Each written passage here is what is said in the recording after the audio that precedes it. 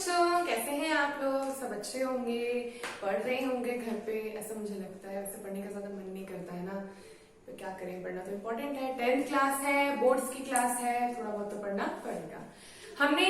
आज हम क्या पढ़ने वाले हैं? सबसे पहली बार आज हम पढ़ने वाले हैं बैलेंसिंग एंड अनबैलेंसिंग। कैसे हम किसी केमिकल रिएक्शन को बैलेंस करते हैं और कौन सी अनबैलेंस्ड केमिकल रिएक्शन होती है जिसको हम अपने तरीके से बैलेंस करते हैं। ठीक है, इससे पहले हमने क्या पढ़ा था?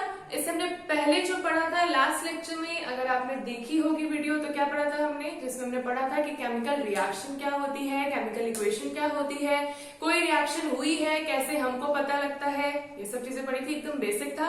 आज हम जो पढ़ने वाले हैं that is balanced and unbalanced chemical reaction.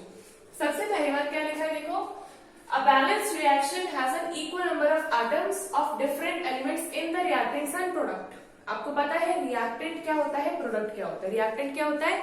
जो LHS में होता है, जो दो डिफरेंट एलिमेंट्स आते हैं, दो डिफरेंट कंपाउंड्स आते हैं, साथ में रिएक्ट करते हैं और एक नया प्रोडक्ट देते हैं। तो रिएक्टेंट तो होगी स्पीशीज जो रिएक्ट करती हैं आपस में। प्रोडक्ट क्या हुआ? उनसे मिलके बनने वाला एक प्रोडक्ट जो हमें देखने को मिलेगा। ठीक है, हमने बोला अगर दोनों तरफ नंबर ऑफ एलिमेंट सेम रहे, मतलब अगर यहाँ पे जिंक कितना है 1, कुछ नहीं लिखा तो क्या होता है 1, और यहाँ पे भी सिर्फ जिंक को देखो, SO4 को मत देखो, जिंक का नंबर देखो क्या है 1, मतलब LHS वाले साइड में और RHS वाले साइड में जब आप इंडिविजुअली एटम्स को देखोगे, उनका नंबर अगर सेम आता है तो वो बैलेंस्ड होती है, और अगर सेम नहीं आता तो वो अनबैलेंस्ड होती है और उनको हमको बैलेंस करना पड़ता है। ठीक है, तो देखा हमने यहाँ पे जिंक का नंबर 1, यहाँ पे भी जिंक का नंबर 1, मतलब ये बैलेंस्ड है। मैं बात करूं इसमें हमारे पास कितने एलिमेंट है? Hydrogen, sulphur and oxygen. तीनों को अलग अलग करके देखेंगे। H2 है, हाइड्रोजन के कितने एटम है? 2। जब नीचे लिखा होता है मतलब नंबर ऑफ एटम्स कितने हैं? 2, और जब आगे लिखा होता है मतलब नंबर ऑफ मॉलिक्यूल्स हाइड्रोजन के कितने हैं? एक H2, एक H2। ये होता है नंबर ऑफ मॉलिक्यूल, और जब सिर्फ लिखा होता है H2 मतलब नंबर ऑफ एटम्स। कंफ्यूज नहीं होना। H2 लिखा, यहाँ पे भी H2, बैलेंस्ड। S1 है, आगे पीछे कुछ नहीं है, H का नंबर है 2, S का नंबर नहीं है, तो S एग्जैक्टली यहाँ पे 1 है, और यहाँ पे भी देखो क्या है 1, मतलब बैलेंस्ड। यहाँ पे देखो O के साथ 4 एटम है, ओके, यहाँ पे भी 4 एटम है, बैलेंस्ड। तो ये तो क्या हो गया हमारी बैलेंस्ड रिएक्शन। अब अनबैलेंस्ड देखते हैं। यहाँ पे हाइड्रोजन के एटम है 2, यहाँ पर हाइड्रोजन के एटम कितने हैं? 2, बैलेंस्ड है। यहाँ पे ऑक्सीजन के एटम कितने हैं? 2। यहाँ पे देखो ऑक्सीजन को अकेला बैठा है, इसके पास 2 एटम नहीं है, सिर्फ O और साथ में 1। अब बैलेंस कैसे करते हैं? तो हमेशा याद रखना, बैलेंस करने के लिए हम नंबर के आगे नंबर बढ़ाते हैं, हम इस एटम के आगे अपना नंबर बढ़ाते हैं। कभी भी आप बैलेंस करने के लिए यहाँ पे नंबर नहीं बढ़ाएंगे, ये रूल होता है। तो अगर मुझे ऑक्सीजन को 2 बनाना है तो मैं इसके आगे 2 लगा दूंगी। अब अगर मैं हाइड्रोजन हटा दूं तो ऑक्सीजन के कितने एटम है? 2। लेकिन अब ध्यान से देखो, हाइड्रोजन के कितने एटम हो गए? 2 into 2 4, 2 2 4। तो अगर यहाँ पे 4 हो गए, लेकिन यहाँ पे सिर्फ 2 है, तो यहाँ पे क्या करेंगे हम? 2 मल्टीप्लाई कर देंगे। इसका मतलब क्या हो गया? 2 हाइड्रोजन के मॉलिक्यूल, एक मॉलिक्यूल के पास 2 एटम, एक मॉलिक्यूल के पास 2 एटम, टोटल कितने एटम्स? 4। सिमिलरली यहाँ पे ये और ये एकदम सेम हो गया, 4 एलिमेंट्स, 4 एटम्स, और यहाँ पे 2 हाइड्रोजन और 2 ऑक्सीजन। और बच्चों आज हम थोड़े से कुछ क्वेश्चंस देखते हैं किस तरीके से लगाने हैं, ताकि हम समझें कि बैलेंसिंग कैसे करनी है। पहला क्वेश्चन देखो, मैंने क्या लिखा? CaOH वॉल ट्वाइस, नाम पता होना चाहिए, कैल्शियम हाइड्रोक्साइड। क्या बोला? Calcium hydroxide. अच्छा देखो, मैंने इनके साइड में कुछ ब्रैकेट में लिखा है, कुछ इनकी स्टेट लिखी है। स्टेट का मतलब आपको पता है 3 स्टेट्स होती हैं, सॉलिड, लिक्विड एंड गैस। अब हमारे पास एक 4th स्टेट आ रही है जिसको हम बोलते हैं एक्वस। एक्वस का मतलब क्या होता है? जब हम किसी सॉलिड को किसी लिक्विड में मिलाते हैं लेकिन वो कंप्लीटली मिक्स नहीं होता, एक ट्रांसलूसेंट लिक्विड बनता है। ट्रांसलूसेंट का मतलब, जैसे कि एग्जांपल के तौर पे आप ले लो चौक को आपने वाटर में मिलाया तो चौक कंप्लीटली मिक्स नहीं होगी, ट्रू सॉल्यूशन नहीं है। जब आप मिक्स करोगे चौक घुलती रहेगी पर वो नीचे सरफेस पे दिखेगी, बट पानी आपका हल्का फुल्का व्हाइट हो जाएगा। ठीक है, ऐसे हम सॉल्यूशन को क्या बोलते हैं? Aqueous solution. क्यों? क्योंकि वो एग्जैक्टली सॉलिड भी नहीं है, क्योंकि वो एग्जैक्टली लिक्विड भी नहीं है, वो उन दोनों का मिक्सचर है। तो aqueous is a state in which we mix a liquid and a solid and prepare a new solution which has aqueous state. वो क्या है यहाँ पे? Calcium hydroxide. साथ में लिया CO2, CO2 is carbon dioxide, carbon dioxide क्या होती है? Gas. CaCO3 calcium carbonate, calcium carbonate जो चूना होता है ना, दैट इज CaCO3। तो आपको पता है चूना वो जो पेंट करने के लिए हम घरों में यूज करते हैं, व्हाइट वॉशिंग के लिए, वहां पे क्या होगा? ये सॉलिड, पता है सॉलिड होता है। और H2O तो पानी अपना क्या होता है? लिक्विड। अब अगर आप इस रिएक्शन को बैलेंस करेंगे तो सबसे पहले एक एक एलिमेंट को उठाएंगे, उनका रिएक्टेंट और प्रोडक्ट में नंबर ऑफ एटम्स चेक करेंगे। ठीक है, देखते हैं। सबसे पहले मैंने ले लिया Ca इज कैल्शियम, कैल्शियम का एटॉमिक नंबर 20, कैल्शियम का एटॉमिक वेट 40। कैसे निकालते हैं एटॉमिक वेट? एटॉमिक नंबर का डबल करके। बुक्स में आपको दिखेगा कहीं कहीं पॉइंट का डिफरेंस होता है, उसमें डरने की बात नहीं है। मेनली आप अगर अप्रोक्सीमेट वैल्यू लेके चलोगे तो बस डबल कर दो, पता होना चाहिए ये चीज। कैल्शियम का एटॉमिक यहाँ पे कितने नंबर ऑफ एटम्स? 1। यहाँ पे सिर्फ एक ही जगह कैल्शियम है, 1, बैलेंस्ड है। अब देखो यहाँ पे जब ऐसे लिखा होता है ना OH होल ट्वाइस, इसका मतलब O के भी 2 एटम्स है, H के भी 2 एटम्स है। क्लियर? तो यहाँ पे कैसे लिखा? अभी मैं O की बात करूं तो O के 2 एटम्स, फिर प्लस यहाँ पे भी O के 2 एटम्स। ऐसे देखो ना, यहाँ पे भी तो ऑक्सीजन है, हम ऑक्सीजन की बात कर रहे हैं। तो यहाँ पे ऑक्सीजन के 2 एटम्स, 2 + 2 कितने हो गए? 4। तो मतलब इस साइड ऑक्सीजन कितना है? 4। यहाँ पे देखते हैं ऑक्सीजन के 3 एटम्स, ऑक्सीजन का 1 एटम, ये 2 तो हाइड्रोजन का है, तो O1 + O3, 3 + 1 4, बैलेंस्ड हो गया। ऑक्सीजन भी बैलेंस हो गया। अब क्या करें? हाइड्रोजन के 2 एटम्स और कहीं नहीं हाइड्रोजन, यहाँ पे भी हाइड्रोजन के 2 एटम्स, बैलेंस्ड। समझ आ गई? कार्बन, अब सब कुछ तो बैलेंस हो गया, सिर्फ बचा कार्बन। कार्बन के कितने एटम है? ओनली 1। यहाँ पे कार्बन ओनली 1, तो दोनों तरफ बैलेंस हो गया, मतलब ये रिएक्शन तो क्या हो गई हमारी? बैलेंस्ड। आगे बस समझ में कैसे बैलेंस करना है। नहीं होती तो हम कुछ मल्टीप्लाई कुछ भी करते हैं। ठीक है, आगे हम और देखेंगे क्वेश्चंस, डरने की बात नहीं है। अभी सिंपल लेके चलते हैं। ठीक है, जैसे वाली एक्शन करते हैं। ये क्या है? ये मीथेन है। अगर आपको ध्यान से याद होगा या फिर अभी आप आगे केमिस्ट्री में पढ़ोगे एल्केन, उसमें आता है मीथेन। मीथेन का हम कर रहे हैं कंबशन। ये जो प्रोसेस हो रहा है इसको बोलते हैं कंबशन। जब भी आप किसी एलिमेंट की रिएक्शन O2 के साथ देखो, दैट इज ऑक्सीजन, मतलब समझ लेना कंबशन होता है। O2 मतलब कंबशन का मतलब बर्निंग प्रोसेस होता है ना। तो हमें अगर कोई भी चीज जलानी है तो उसके लिए इंपॉर्टेंट है कि हमारे रूम में ऑक्सीजन होनी चाहिए। किसी रूम में जहां पे ऑक्सीजन नहीं होती वहां पे कंबशन का प्रोसेस आप नहीं कर सकते। ठीक है, तो ये रिएक्शन समझने का एक तरीका है। जहां जहां आपको ऑक्सीजन दिख जाए समझ लेना वो कंबशन की रिएक्शन। जब भी याद रखना एल्केन को हम जलाते हैं तो यही प्रोडक्ट मिलता है, इसके अलावा कुछ नहीं मिलता। ये भी आपके लिए टिप हो गई। क्या टिप हुई?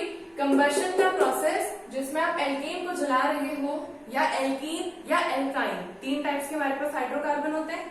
जब आप उनका कंबशन करोगे आपको हमेशा कार्बन डाइऑक्साइड और वाटर मिलेगा। Carbon dioxide in the form of smoke. देखते हो कोई चीज जलाते हो काला धुआं उठता है, कोयला जलाते हैं, कोयला क्या है? कोल। कोल क्या है? कार्बन का एक सप्लीमेंट भी एक तरीके से प्रोडक्ट है कार्बन का। उस कार्बन को जब आप जलाते हो तो धुआं निकलता है। ठीक है, पानी हमको नहीं दिखता लेकिन पानी निकलता है। पानी हमको नहीं दिखता है, ऐसे समझना कि हम जला रहे हैं मैम तो फिर पानी कैसे निकलेगा? ऐसे थोड़ा ना निकल जाएगा, पानी जला रहे हैं तो, है ना? ऐसे नहीं होता, पानी निकलता है, हमको नहीं दिखता है। एक स्मॉल अमाउंट ऑफ वाटर होता है that is invisible to us. Clear? तो हमने बोला CO2 + H2O एक बेसिक प्रोडक्ट है जब आप एक हाइड्रोकार्बन को कंबशन करते हैं। क्या लिया मैंने यहाँ पे? Hydrocarbon CH4। बैलेंस करने जा रही हूँ मैंने देखा यहाँ पे कार्बन का कितने हैं नंबर ऑफ एटम्स? 1। यहाँ पे कार्बन के number of atoms 1, carbon is balanced. Hydrogen के नंबर कितने हैं? 4। यहाँ पे हाइड्रोजन का नंबर 2। देखो अनबैलेंस्ड है। अब अनबैलेंस करने के लिए मैंने आपको बताया था कभी भी नीचे नंबर नहीं बढ़ाते, हमेशा आगे बढ़ाते हैं। तो मैं कितना बढ़ा दूं? 2 2 2 4, 2 2 4 और यहाँ पे 4, हाइड्रोजन बैलेंस। यहाँ पे ऑक्सीजन के कितने एटम्स है? 2। यहाँ पे कितने हैं? 2। और देखो ये हाइड्रोजन हटाओ तो 2 जो है ना ये एक्चुअल में होल के लिए है। ये जो 2 आया है वो होल के लिए है, तो 2 इस हाइड्रोजन के लिए भी ऑक्सीजन के लिए भी है, तो 2 + 2 कितने यहाँ पे 4 और यहाँ पर कितना है 2। तो अगर यहाँ पे 4 है तो यहाँ 2 की कमी चल रही है, तो अगर मैं इसको 2 से मल्टीप्लाई कर दूं, इधर भी 4 इधर भी 4, इक्वेशन बैलेंस्ड हो गया, खत्म। कितना इजी था, सारे एलिमेंट बैलेंस हो गए। चेक कर लो, कार्बन 1 हाइड्रोजन 4 ऑक्सीजन 4 खत्म। क्लियर? और देखेंगे बैलेंसिंग के इक्वेशन। देखते हैं कि ये क्वेश्चन बहुत इंपॉर्टेंट है। क्यों? क्योंकि इसमें आपको वर्ड्स के फॉर्म में गिवन है, आपको सोचना पड़ेगा कि केमिकल फॉर्मूला इनका क्या बनेगा। इस टाइप के क्वेश्चन बिल्कुल प्रैक्टिस करनी है आप लोगों को। बोर्ड्स में जो क्वेश्चन आते हैं वो ज्यादातर वर्ड प्रॉब्लम में आते हैं। वर्ड प्रॉब्लम में हम लोगों को क्या दिक्कत हो जाती है, हम समझ नहीं पाते कि यार ये फॉर्मूला क्या बनेगा। क्यों? क्योंकि हम प्रैक्टिस नहीं करते। अभी से पढ़ोगे, प्रैक्टिस हो जाएगी और आंसर हो जाएगा क्वेश्चन। देखो क्या बोल रहा है, On adding an aqueous solution, aqueous अभी आप समझे थे, जब हम किसी लिक्विड को सॉलिड में मिलाते हैं तो क्या बनता है, aqueous। Aqueous solution of sodium hydroxide। अब समझो, sodium is Na, hydroxide is OH। NaOH का aqueous solution हमने किसके साथ मिलाया, to an aqueous solution of copper sulfate। Copper का फॉर्मूला सब लोग सोचते हैं CO होता है, नहीं, यही हो गए गलत। कॉपर का फॉर्मूला क्या होता है, Cu, कॉपर। एक्चुअली में इसका ग्रीक नेम होता है कुप्रम। अजीब नाम लग रहा होगा, लेकिन होता है क्यूप्रम। नाम याद रखने की जरूरत नहीं है, सिंबल याद रखना है। क्या याद रखना है, सिंबल। सल्फेट हर जगह यूज होने वाला है, समझ के बिठा लो। सल्फेट SO4 वैलेंसी कितनी होती है, -2। कॉपर की वैलेंसी +2, CuSO4। कैसा सॉल्यूशन है, एक्वस सॉल्यूशन है। क्या दे रहा है आपको, copper hydroxide is precipitated. Copper hydroxide क्या होगा, copper hydroxide CuOH whole twice. अब देखो, चलो पहले रिएक्शन लिखते फिर एक बात बतानी बहुत इंपॉर्टेंट है। Copper hydroxide CuOH whole twice होता है, इसका फॉर्मूला बताऊंगी। फॉर्मूला कैसे बना, and sodium sulphate. Sodium sulphate क्या होता है, Na2SO4। अब कंफ्यूज हो रहे होंगे कि यार यहाँ पे 2 नहीं आ रहा था, यहाँ पे क्यों आ रहा है ना। क्वेश्चन देखो, कॉपर एंड हाइड्रोक्साइड। हाइड्रोक्साइड की वैलेंसी होती है -1। वैलेंसी बहुत इंपॉर्टेंट है, आपको याद रखनी है। कुछ चीजों की तो याद रखनी है, जैसे सल्फेट, हाइड्रोक्साइड, आगे आएंगे नाइट्रेट, इन सबके मैं बताऊंगी आपको, ठीक है। तो कॉपर इस तरीके से हमने 9th क्लास में देखा है कि हम क्रॉस मल्टीप्लाई करके फॉर्मूला बनाते हैं। तो कॉपर की तो +2 होती है, मैंने अभी आपको बताई। हाइड्रोक्साइड की -1 होती है, अभी बता दी। साइड नहीं लिखते फॉर्मूला बनाते हुए, तो Cu1OH होल ट्वाइस। अब अकेले ऐसे लिखोगे OH2 तो भी गलत हो जाएगा, नहीं, क्योंकि OH पूरे 2 से मल्टीप्लाई हो रहा है तो होल ट्वाइस। सिमिलरली सोडियम की वैलेंसी होती है +1, क्योंकि अपना एक इलेक्ट्रॉन डोनेट करता है। SO4 की वैलेंसी मैंने अभी बताई थी -2, मल्टीप्लाई होगा Na, नीचे क्या आ जाएगा 2, SO4 1, लिखने की जरूरत नहीं है। आगे बात समझ में क्लियर। अब देखते हैं बैलेंस कैसे करना है, इस रिएक्शन को बैलेंस करना है। तो सबसे पहले मैंने उठा लिया सोडियम। यहाँ सोडियम 1 है, यहाँ सोडियम 2 है, मतलब यहाँ 2 ज्यादा है, तो यहाँ क्या दे दिया मैंने 2। क्लियर। अब ऑक्सीजन देखते हैं। यहाँ पे ऑक्सीजन, ये देखो जो ये 2 हम बाहर लिखते हैं, ये सब पे अप्लाई होता है। यहाँ पे ऑक्सीजन कितने हो गए 2, और यहाँ पे ऑक्सीजन कितना है, सिर्फ ये जो 4 है इसके नीचे, तो सिर्फ ये इसका है। तो 4 + 2 कितने हो गए 6 ऑक्सीजन। यहाँ पे कितना है, देखो होल ट्वाइस है, तो O कितना है 2, 2 + 4 6, ऑक्सीजन बैलेंस्ड।